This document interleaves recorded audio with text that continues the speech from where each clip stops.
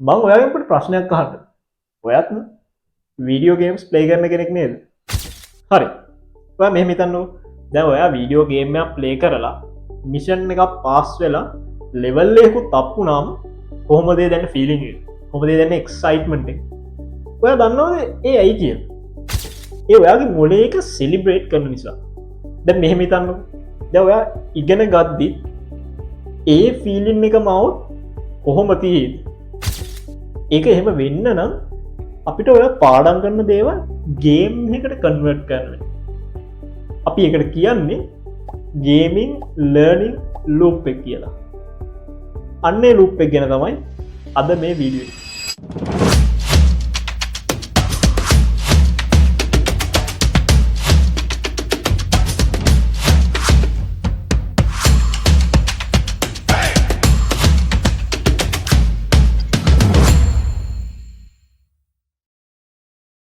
ඔයාලා දන්නවද ගේම්ෆිකේෂන් කියන්නේ මොකක්ද කියලා?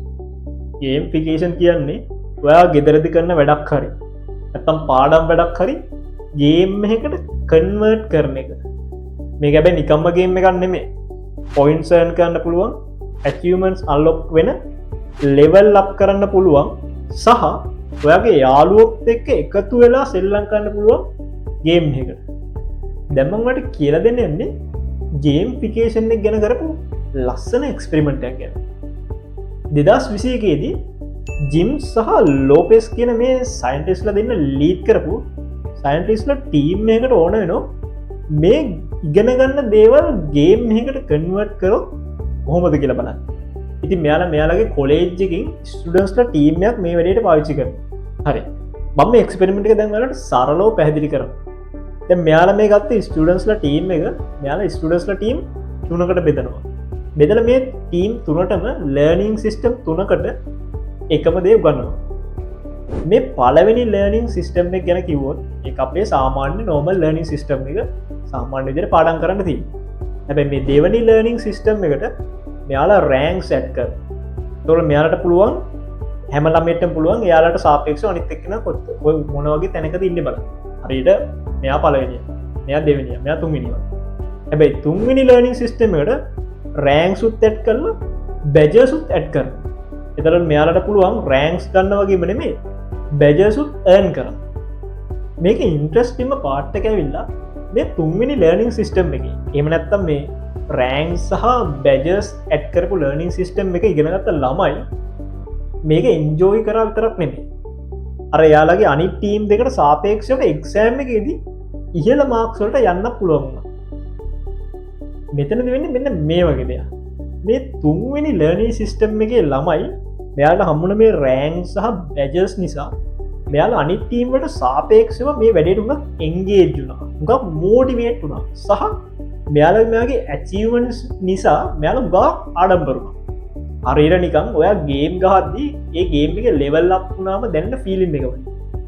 මෙතනදී මේ සයන්ටිස්ට්ලාට පුළුවන් වෙනවා මේ ඉගෙන ගන්න එක ගේම් එකකට කන්වර්ට් කරන එකෙන් ඔයාගේ සතුරට විතරක් නෙමෙයි ඔයාගේ මොලයටත් හොඳ විදියට බලපානවා කියලා ඔප්පු කරන්න.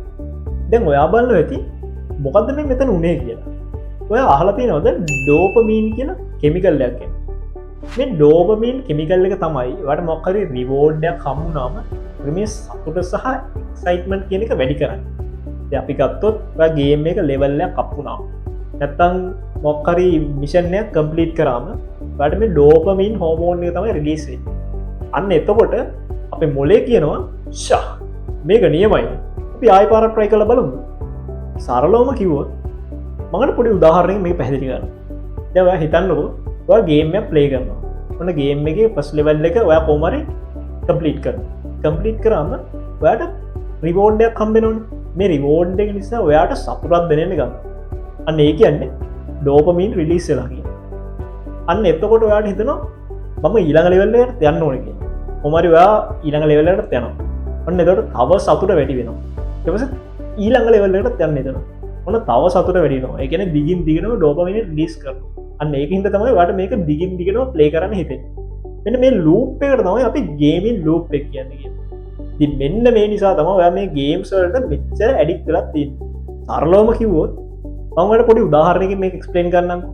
හිතන්න ඔයා ඔන්න ගේම ප්ලේ කර මේ ගේම එක ප්ලේ කරන්න ඇද වාට ලෙවල්ල අප් කරන්න සිද්ධ මේ ලෙවල් එක අප් කරදදි වාට රිවෝඩ්ඩ කම්බෙන මේ රිවෝඩ් එක හම්බෙන එක නිසා ඔයාට අමුතු සතුටක් දෙනෙන්න ගන්න ඇතර මේ සතුට දෙන්නේ කොහොම මේ සතුට දැනෙන්නේ අර ඩෝපමීන් කියෙන හෝමෝන් එක රිලීස් වෙන නිසා අන්න ඒ හින්දවට තව ලෙවල්ල කප් කරන්න හිතෙන ඔන්න ඔයා කොමරි ඊළඟ ලෙවල්ල අප් කර ඔන්න එතවට තව රිවෝඩ්ඩ කමෙන් ඔන්න ආය සතුට දෙන්න ගන්න එවස ඊළඟ ලෙවල්ල අප් කරන්නට මෙම දිගින් දිගටම ලෙවල් අප් කරන්න ඔයාගේ සතුට වැඩියනෝගේම හෝමෝන් එක රිලීසන එකත් වැඩි වෙන ඉති මෙහම දිගින් දිගටම ලෙවල් අප් කරගේම ගහන්න ඕනකට තමයි මේ ගේමින් ලූප් පැක් කරග මෙන්න මේහින්ද තමයි ඔයා මේ ගේම්ස් ගහනකට මෙච්චර ඇඩික් කලා තියන්න එතකොට මේ ගේම් එක ඔයාගේ පාඩම් වැඩවලේ රීප්ලේස් කර ඔයා මේ පාඩම් වැඩවලට අනිවාරෙන් එඩික් වෙනවා ඉති මෙන්න මේකට තමයි අපි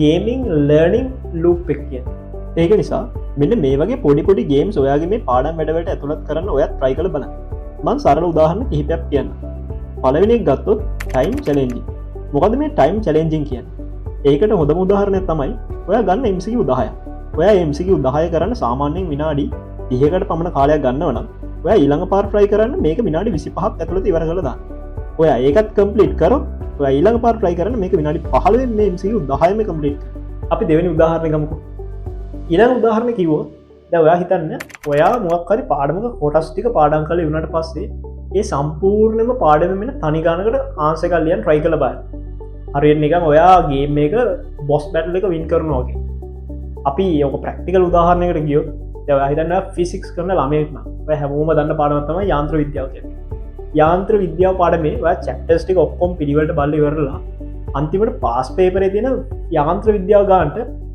ආන්සර් එක ලියා ගන්න පුළුවන් වුණොත් ඒ කියන්නේ ඔයා යාන්ත්‍ර විද්‍යාව ගන්න තියෙන ෆයිනල් බොස් බැටල් එක වින් කරලා ඊළඟ උදාහරණ තමයි රෝල් ප්ලේ එකක් කියන්නේ මොකද මේ රෝල් ප්ලේ එකක් කියන්නේ අපි සරල ප්‍රැක්ටිකල් උදාහරණයක් ගත්තොත් ඔයා ගන්න ඔයා හිතන්න ඔයා මැත්ස් කරන ස්ටුඩන්ට් කෙනෙක් කියලා මැත්ස් කරන ස්ටුඩන්ට් කෙනෙක් විදිහට ඔයා මොකක් හරි ගානක් හදාගෙන ඉද්දි ඔයා හිතන්න ඔයා ඉංජිනේර කෙනෙක් ඔයා ඉංජිනේර කෙනෙක් කියලා මම ඉංජිනේර කෙනෙක් නම් කොහොමද මම මේ ගානට ඇප්‍රෝච් කරන්නේ අර ඒ මයින්ඩ්සෙට් එක හදාගෙන ඒ රෝල් එක ඔලුවට අරගෙන ගාන හදන්න බලන්න අපි තව එකක් ගත්තොත් ඔයා හිතන්න ඔයා බයොලොජි කරන ළමෙක් කියලා එතකොට බලන්න ඔයා බයෝ ලෙක්චර් කෙනෙක් හරි ડોක්ටර් කෙනෙක් හරි කියලා හිතලා මම ડોක්ටර් කෙනෙක් නම් මම කොහොමද මේ concept එක මගේ ඔළුවේ සේව් කරගන්නේ අන්න ඕකට තමයි රෝල් ප්ලේ එකක් කියන්නේ එහෙම නැත්නම් අපි හිතමු ඔයා යාළුවොත් එක්ක පාඩම් කරන ළමෙක් කියලා අන්න ඒ වෙලාවට හොඳම එක තමයි quiz battles ඔයාට පුළුවන් ඔයාගේ යාළුවොත් එක්ක කට්ටියත් එක්ක කතා වෙලා ඔයාට quiz competitions තියාගන්න පුළුවන් මොකක් හරි යුනිට් එකක් සම්බන්ධයෙන් ඔයාට පුළුවන් ප්‍රශ්න අහගන්න එතකොට ප්‍රශ්න අහලා ඒවට මාක්ස් දීලා කවුද